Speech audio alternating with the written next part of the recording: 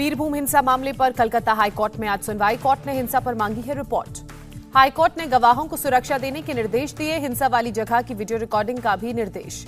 High court का निर्देश, जिला जज की मौजूदगी में लगे कैमरे। दिल्ली में सीएफएसएल टीम फॉरेंसिक सबूत जुटाए।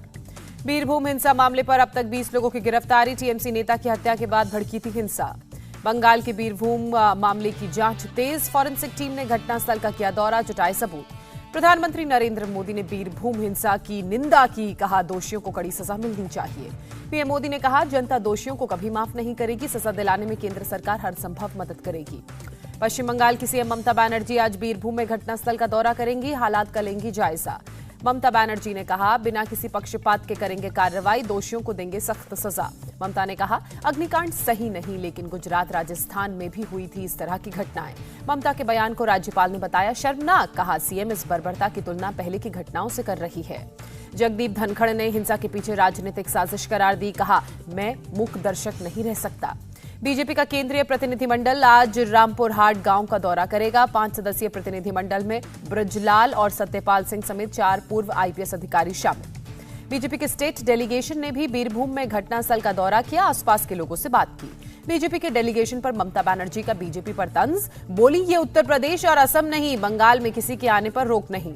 बीजेपी नेता शुभेंदु अधिकारी ने सीबीआई जांच और राज्य में राष्ट्रपति शासन की मांग की। घटना को लेकर बीजेपी आक्रामक। सुकांता मजूमदार ने मामले में केंद्रीय हस्तक्षेप की मांग की। बीजेपी सांसद अर्जुन सिंह ने ममता बनर्जी के इस्तीफे की मांग की, कहा इस सरकार ने बेगुनाहों को मरने दिया। कांग्रेस नेता अधीर रंजन चौधरी भी आज जाएंगे बीरभूम। रामपुर हाट में घटनास्थल का करेंगे दौरा। बीरभूम घटना को लेकर अधीर रंजन ने राष्ट्रपति को लिखी चिट्ठी, राज्य में आर्टिकल 355 लागू करने की मांग की। आज सुदीप बंदोपाध्याय की अगुवाई में टीएमसी सांसदों का डेलीगेशन गृहमंत्री अमित शाह से मुलाकात करेगा। संसद भवन में ये मुलाकात होगी। उत्तर प्रदेश में आज शाम 4 बजे विधायक बीजेपी दल की बैठक होगी, जिसमें योगी आदित्यनाथ को चुना जाएगा विधायक दल का नेता। विधायक दल की बैठक में बीजेपी के केंद्रीय पर्यवेक्षक अमित शाह और रघुबर दास भी रहेंगे मौजूद। दोपहर बाद दोनों पहुंचेंगे लखनऊ। दिल्ली में बीजेपी अध्यक्ष जेपी नड्डा से मिले सीएम योगी। दोनों के बीच करीब 2.5 घंटे तक चली बातचीत। मंत्रिमंडल को लेकर चला मंथन।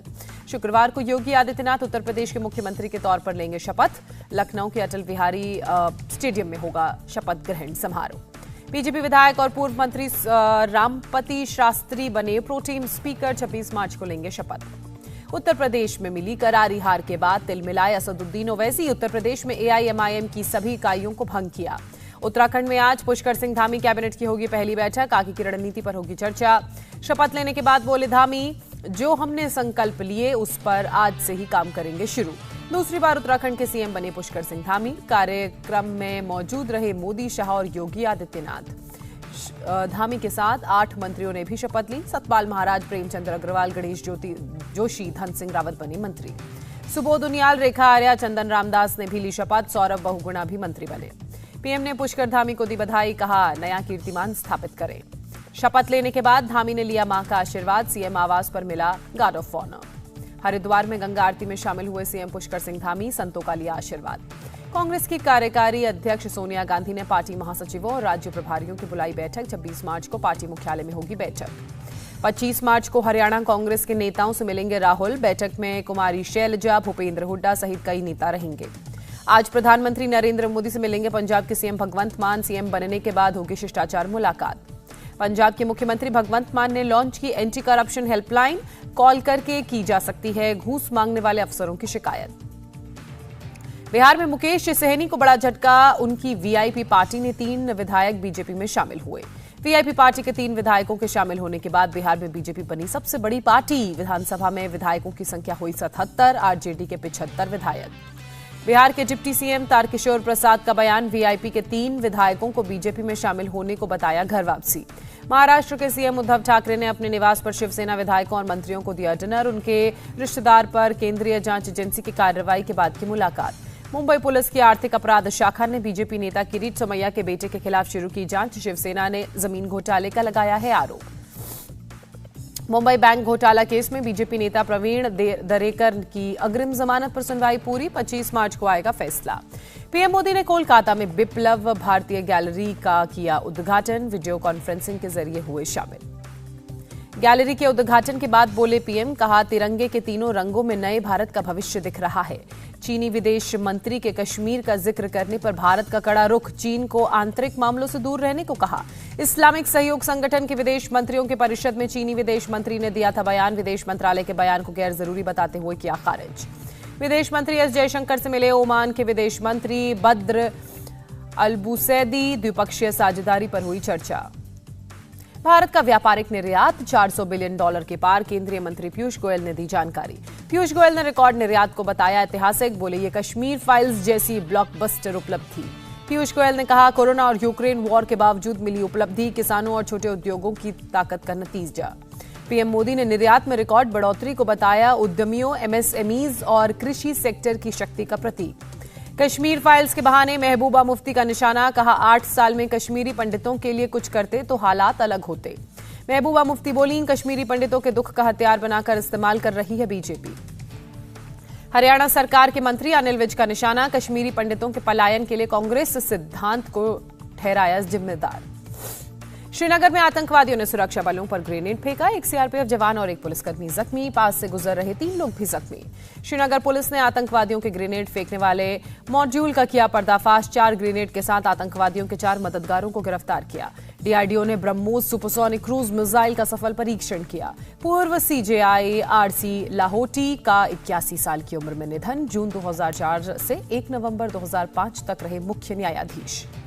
झारखंड के मुख्यमंत्री हेमंत सोरेन ने बीजेपी पर सरकार गिराने की साजिश रचने का आरोप लगाया, कहा उत्तर प्रदेश जीतने के बाद गुरूर में है बीजेपी। तेज प्रताप यादव ने केंद्र सरकार से पिता लालू यादव की रिहाई की अपील की, खराब स्वास्थ्य का दिया हवाला। उत्तर प्रदेश बोर्ड की 10वीं और 12वीं की परीक्षा आज से होंगी शुरू, कोरोना के बाद पहली बार होंगे ऑफलाइन एग्जाम्स। उत्तर प्रदेश के सीएम योगी ने बोर्ड परीक्षा में शामिल होने वाले छात्रों को दी शुभकामनाएं, बिना किसी तनाव के परीक्षा देने को कहा। देश में अब तक कोरोना वैक्सीन की 1 अरब 82 लाख करोड़ डोज लगाई गई, बुधवार को 28 लाख लोगों को दी गई वैक्सीन। भारत में वैक्सीनेशन का नया रिकॉर्ड, 12 से 14 एज ग्रुप के 50 लाख से ज्यादा बच्चों का वैक्सीनेशन हुआ। दिल्ली में 24 घंटे में कोरोना के 130 नए मामले सामने आए, राजधानी में 490 एक्टिव केस। डब्ल्यूएचओ ने कोरोना को लेकर दुनिया को किया सतर्क, डब्ल्यूएचओ ने कहा महामारी अभी तक खत्म नहीं हुई है। रूस और यूक्रेन के बीच संघर्ष जारी, दोनों पक्षों ने माना कि बातचीत आगे बढ़ने के बावजूद युद्ध रोकने को लेकर बात नहीं बनी।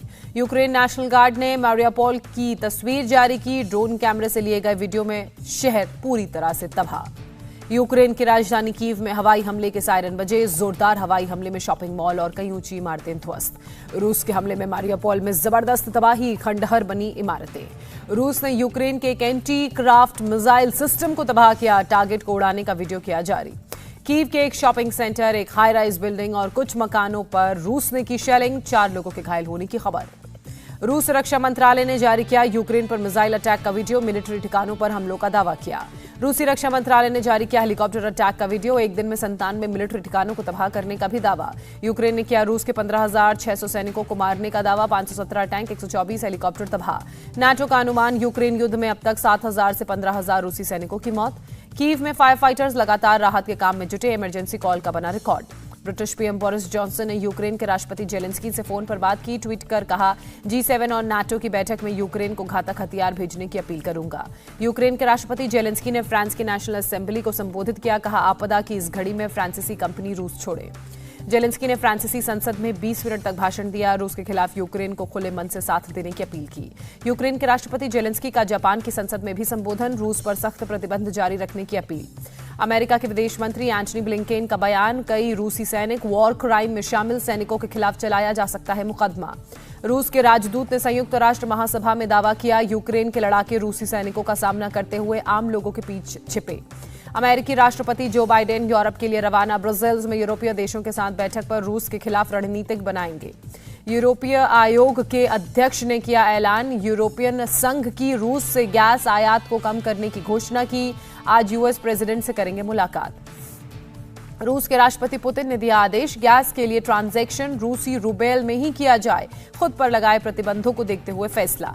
नाटो के महासचिव का बयान, रूस के नाटो देशों पर हमले के खतरे को देखते हुए पूर्व यूरोपीय में एक युद्ध समूह बनाया जाएगा।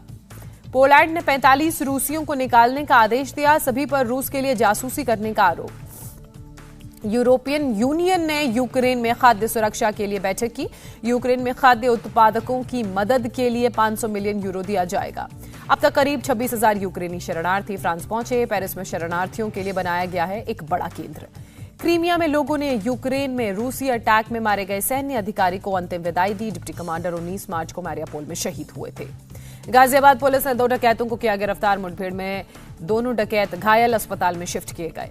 अलवर में दलित युवक को मंदिर में नाक रगड़ने को मजबूर किया गया। फिल्म दी कश्मीर फाइल्स को लेकर हिंदू देवी देवताओं पर अपमानजनक टिप्पणी करने का आरोप। राजस्थान के भीलवाड़ा में स्थानीय लोगों ने पत्थरबाजी की। 10 पुलिसकर्मी घायल। जमीन की नीलामी रोकने पर हुआ विवाद। छत्तीसगढ़ में सरगुजा के जंगलों में लगी आग पर अब तक नहीं पाया जा सका काबू। वन विभाग के कर्मचारी अपनी मांगों को लेकर हड़ताल पर। आईपीएल के फैंस के लिए खुशखबरी। बीसीसीआई ने 25% दर्शकों को स्टेडियम में आने की मंजूरी दी। आईपीएल के 15वें सीजन के लिए चेन्नई सुपर किंग्स की टीम तैयार। सीएसके ने लॉन्च की टीम की नई जर्सी। इंडिया टीवी हर वक्त हर जगह डाउनलोड करने के लिए सर्च करें India TV news Google play store या ऐप स्टोर पर।